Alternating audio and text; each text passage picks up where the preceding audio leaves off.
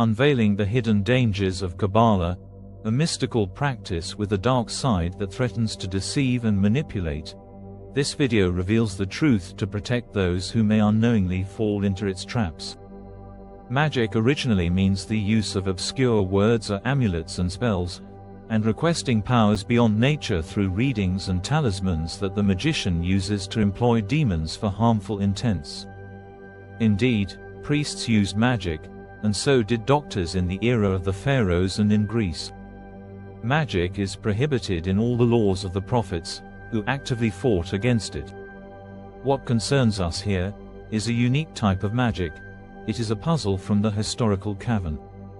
It is the magic of the devil, which is called Kabbalah. And magic, Kabbalah, is a Hebrew word taken from before, meaning received, and in Hebrew, it signifies a firm belief in this creed or mystical philosophy or tradition, or acceptance, or what was received and believed in by those before, with the belief in the power of the continuity of spatial dimensions through time that the human depth cannot reach except by a mediator exceeding this dimension. It consists of complex philosophical symbols that discuss the nature of God. It is called by secular Jews, the dark side of Judaism.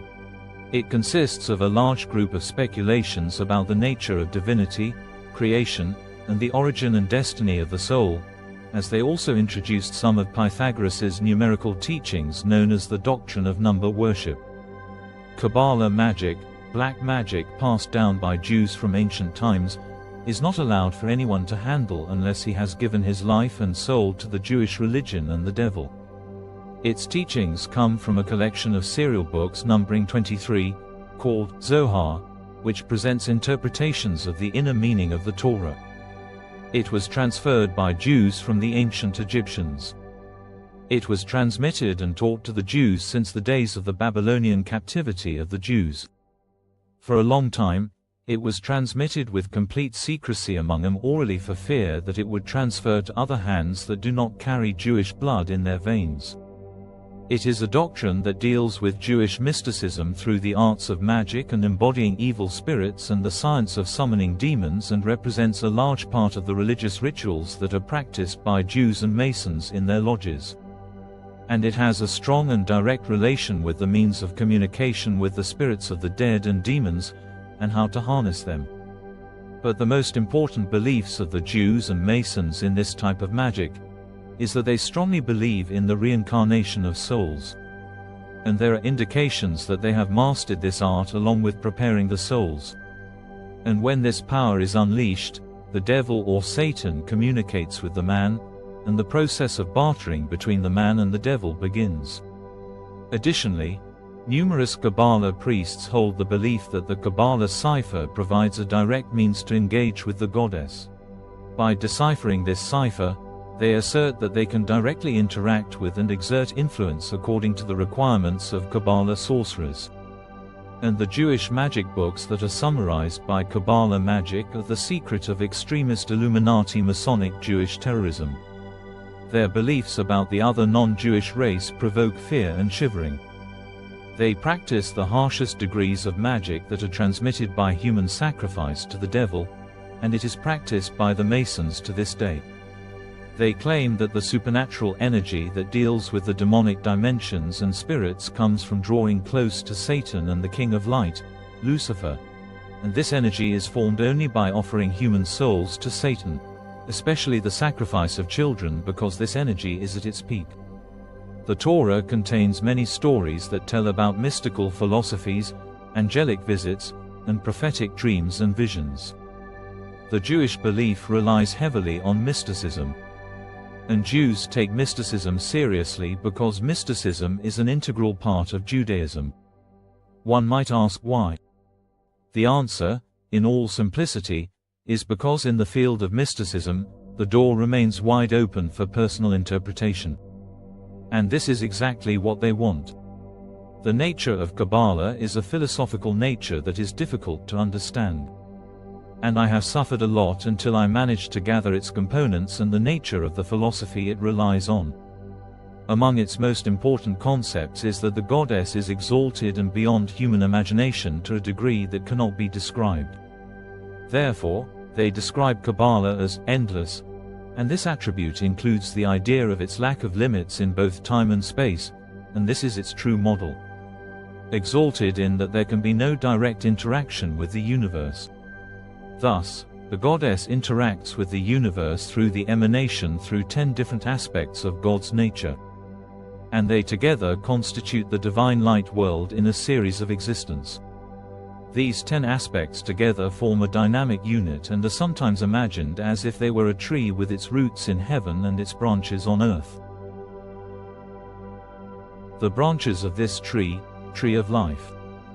The top 3 of which are the supreme and represent the crown prince, wisdom, and intelligence. As for the other 7, they represent love, strength, beauty, and endurance, and majesty, the base, and the kingdom. And it is the complete concept of the existence of the goddess. As interpreted by an Austrian scientist named Frank Le Domaine, he reformulated it for clearer understanding, presenting it as follows. Kether Elyon, the supreme crown, represents the sacred desire, and it represents the goddess herself among Jews who practice Kabbalah magic.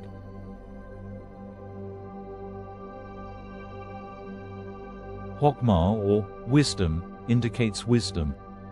These are the ideal models and ideals that God put in the world. Also, Chokmah means the divine thought and what the universe means to him.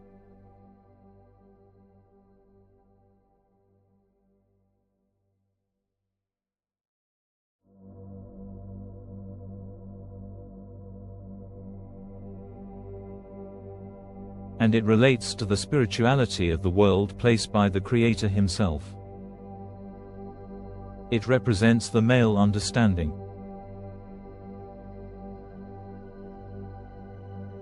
Bina, which signifies understanding, represents a comprehension that contrasts with the essence of wisdom. It describes the soul's ability to diagnose the nature of things.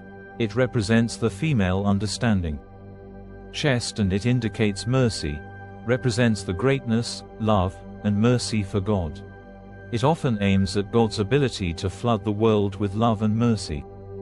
Gebura, and it indicates the master, represents the legislative judgment of God and represents strength and control over regulations and laws and authority, and usually indicates strictness and strength.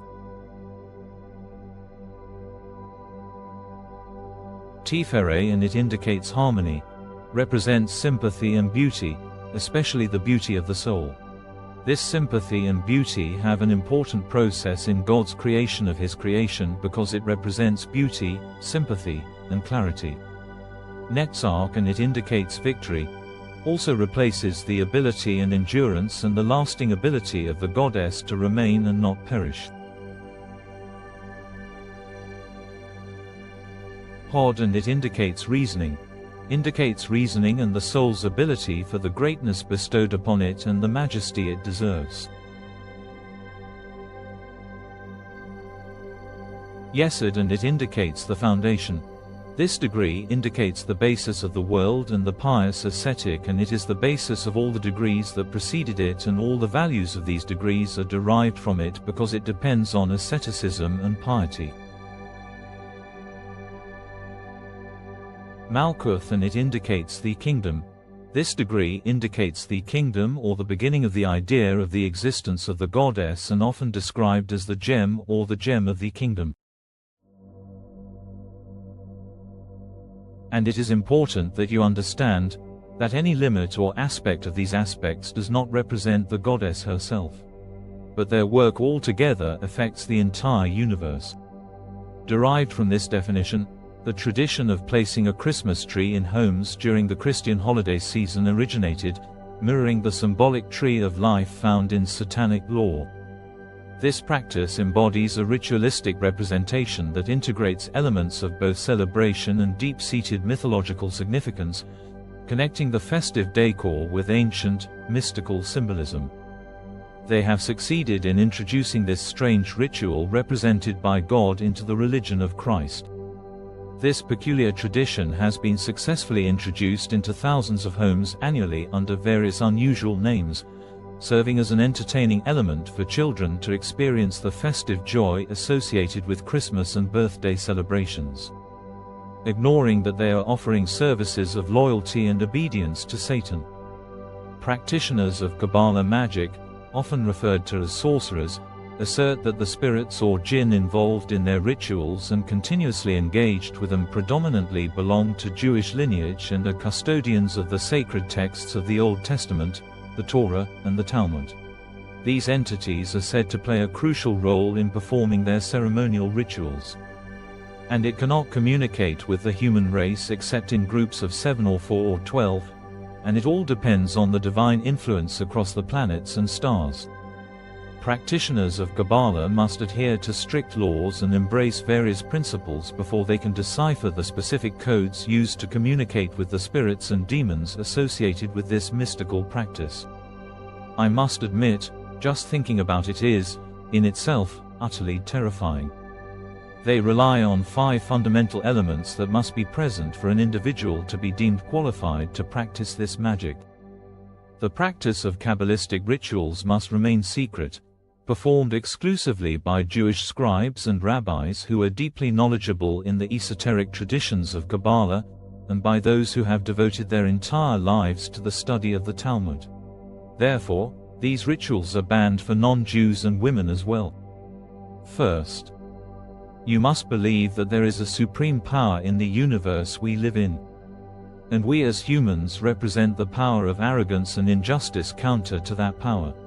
And this power of arrogance must unite with the supreme power until it is possible to deal with this power. Secondly, it must establish the philosophical and ideological identity of the individual engaging with this power, as human arrogance over thousands of years has transformed this arrogance into a source of evil. Thus, it is crucial to define the identity of the individual involved, in order to contain the power of evil manifested within them. Only then can the individual rid themselves of this corrupt power. Thirdly, all people represent a single, unified soul with one philosophical desire, the desire for evil and challenge. This desire was originally created by the higher power for us to enjoy, but we misused it, and it ultimately transformed into a corrupt, evil desire. For this reason, this power, which was represented by the soul, split into billions of souls existing in humans now. And we must amend our condition until we become like our Creator. This means that we, as humans, must unite together as one, merging all souls into the single soul created by the higher power. This principle asserts that those who wish to connect with the cosmic power represented by the Creator through Kabbalah must first eliminate the ego that clings to them, in order to truly establish this connection. What he means here is that Kabbalah does not only affect the person only in these rituals, but it must also affect the souls adjacent to it. It is impossible to differentiate between individual souls in this context. Whether it is the soul of a human coexisting with this individual, the soul of Satan, the soul of good, or the soul of evil, they all originate from the same source. Fourth and fifth are grouped together because they are interconnected, with their outcomes depending on one another.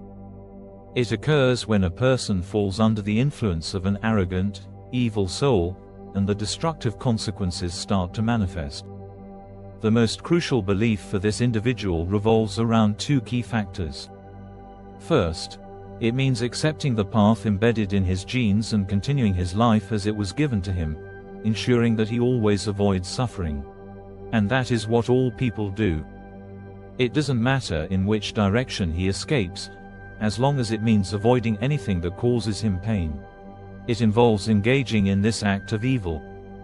This journey is known as the path of evolution, and one must believe that the evolutionary path humanity has followed for thousands of years was not a matter of choice, but rather something imposed upon them. And this is what pushes the enlightened human to the second option. That is, the path of light. Kabbalah involves the human connection with another realm, which embodies the supreme power or divine light prepared for salvation. This connection aims to free oneself from what has been accumulated over thousands of years, ultimately reaching a state of purity and elevation. he starts to imbue his soul with that power, which will grant him ownership of this divine force. This power can only be attained through the books and rituals believed in by the creators of Kabbalah, once these conditions are met. Understanding the principle of Kabbalah is not that easy. Even the Zohar texts, which outline the rituals and the submission of the self to Kabbalistic principles, were not written as straightforward instructions that one could easily read and interpret, then immediately proceed to apply. They are intricate, as each element in these books is accompanied by profound justifications and complex mystical philosophical interpretations, allowing for multiple possible interpretations. A mistaken interpretation can unleash unintended powers or spirits or convey the wrong message, leading to undesirable consequences. Thus, they are interpreted in broad terms, reflecting the mystical relationship between Judaism and the creator of this power. This power cannot originate from the creator as understood by the revealed religions that believe in God. Engaging oneself with the principles of Kabbalah is, in fact, a means of developing the self or soul. Through its development, the soul creates an additional instinctual concept, which enables communication and interaction with the heavenly power. The system of this power, which exists in the heavens, is something that can be controlled, which is why believers refer to it by a name even more mysterious than the book itself. They call it hidden wisdom. It is a power that cannot be controlled. The power of the devil in exchange for the price. The power to command authority and subjugate the devil to serve this force. The Illuminati, Freemasons, and Jews did not rely on the black magic of Kabbalah without reason.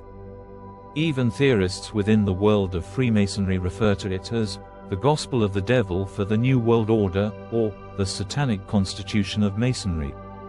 Since the rise of the so-called Illuminati, humanity has gradually declined under the influence of Kabbalah. What we once believed to be the study of Kabbalah as part of the natural progression of the soul is, in reality, a return to devil worship, paganism, and fertility rituals, all embodied by Kabbalah. Kabbalah's hidden dangers are not just mystical but profoundly impactful. Stay informed and protect yourself from its influence. If you found this insightful, please like, share, and subscribe for